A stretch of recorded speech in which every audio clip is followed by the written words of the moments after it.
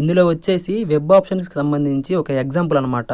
ఒకసారి మీరు చూడండి, వీడియో చూడండి, మీకు అర్థమవుతుంది. సో మనం కాలేజెస్ని అట్లాగే యూనివర్సిటీస్కి సంబంధించి మనం ఫస్ట్ ఏ ప్రిఫరెన్స్లు పెట్టుకోవాలి, ఎన్ని ప్రిఫరెన్స్లు పెట్టుకోవాలి అనేది మీకు ఒక ఐడియా వస్తుందన్నమాట. సో మనం ఎన్నైనా పెట్టుకోవచ్చు, కాకపోతే మీరు ఒక ఎగ్జాంపుల్ కాబట్టి చూడండి.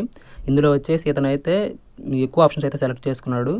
కాబట్టి మీరు చేయాల్సిన పని ఏంటంటే మీ కోర్సుకి సంబంధించి కోర్సు అట్లాగే యూనివర్సిటీ, మీరు ఏ యూనివర్సిటీ జాయిన్ అవ్వాలనుకుంటున్నారో మీ కోర్స్ అక్కడ ఉందో లేదో చూసుకొని కోర్స్ అయితే రాసుకోండి. సో మీకు కూడా యూజ్ అవుతుందన్నమాట. ఎందుకంటే వెబ్ ఆప్షన్స్లో మనకి సబ్జెక్ట్ నేమ్ ఉండదు, కోర్సు యూనివర్సిటీ కోర్సే ఉంటాయి కాబట్టి.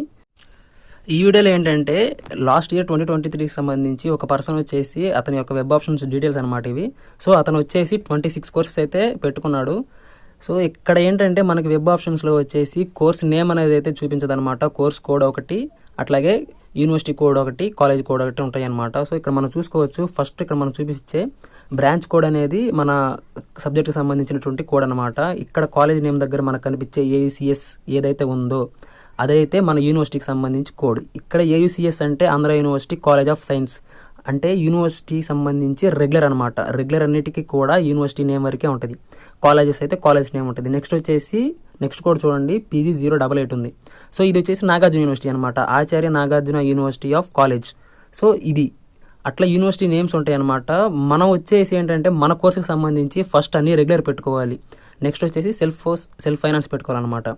ఎవరైతే ఫీ రియంబర్స్మెంట్కి ఎలిజిబుల్ ఉంటారో వాళ్ళైతే మ్యాక్సిమం ఫస్ట్ ఉన్న అన్ని ఆప్షన్స్ కూడా రెగ్యులర్ సెల్ఫ్ ఫైనాన్సే ఉండాలి. మీ కోర్సుకు సంబంధించి రెగ్యులర్ సెల్ఫ్ ఫైనాన్స్ ఉంటే రెండు పెట్టుకోవచ్చు, ఎవరు కన్ఫ్యూజ్ అవ్వమాకండి, రెండు పెట్టుకోవచ్చు. ఫస్ట్ ఒకే యూనివర్సిటీలో రెండు పెట్టుకోండి, తర్వాత నెక్స్ట్ వేరే యూనివర్సిటీలో కూడా రెండు పెట్టుకోండి, అట్లా అనమాట.